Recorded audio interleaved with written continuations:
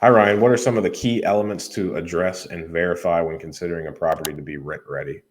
No leaks. Everything works. You got hot air. You got water. You got electric. Nothing catches fire. Nothing smokes. nothing drips. um, there's no safety hazards in there. No holes in floors. Yeah, quote unquote rent ready means a lot of different things to a lot of different people, right? I would say those are the biggest elements. And then from there, the appropriate thing to do is to discount the rent rate based on the condition aesthetically from the property, right? You should never hand over a property that doesn't have heat or doesn't have running water or that is actively leaking, right? You shouldn't rent those properties out. You should fix those issues before you provide them, right? Just fundamentally, I think most states probably protect those things from a legal perspective, right? So you shouldn't do that. From an aesthetic purpose, somebody might not mind, like if you've got walls that smell like smoke and are tinted from smoke, if you rent that to a smoker, they probably won't mind because they're just going to make it worse during their course of living there, right? So that's a judgment call on your end.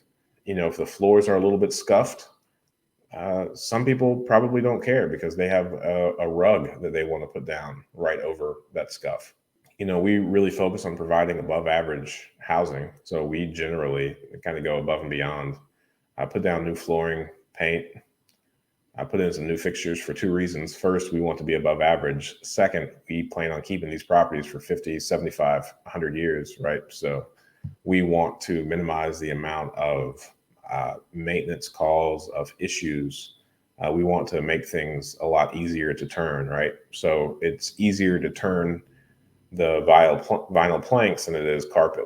So we would rather pull up carpet and put down vinyl planks, upgrade plumbing, electric, ductwork, furnaces, all that stuff as needed. And before we rent out a property, we try to make sure that everything has a decent amount of longevity left in it before we rent it out.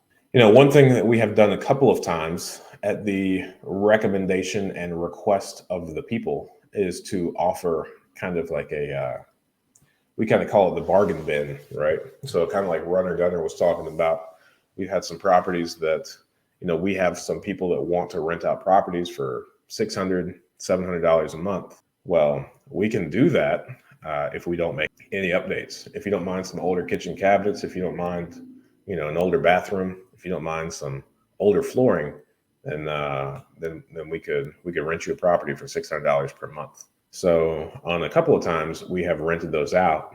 It's not our MO, but as people request properties that fit the screening, that have applied for other properties and have expressed interest to us that they want a cheaper property, then we will definitely run them by a property before we go do any major renovations if they're in the area looking for a cheaper place. Thanks for watching that clip. I thought that was a good question. And I think you can ask good questions too. Join us every Friday morning at 8 a.m. Eastern Standard Time for a live stream Q&A where we answer plenty of questions just like this one. In the meantime, consider subscribing to the channel if you want more of this content. And if you want to increase your deal flow, analyze properties better, and help me feed my family, click the link below for a free 7-day trial of PropStream.